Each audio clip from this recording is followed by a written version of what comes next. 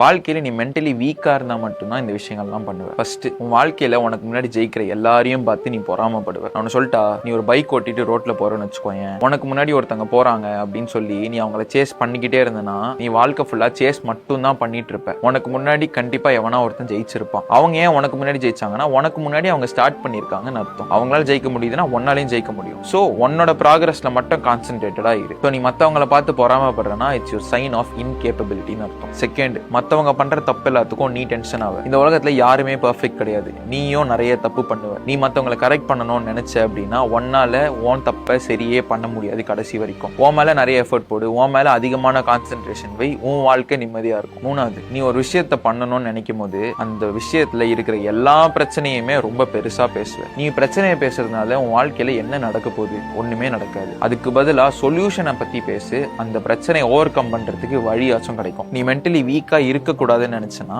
இந்த விஷயங்களெல்லாம் தயவு செஞ்சு பண்ணாத. இன்னைக்கே ஸ்டாப் பண்ணிரு.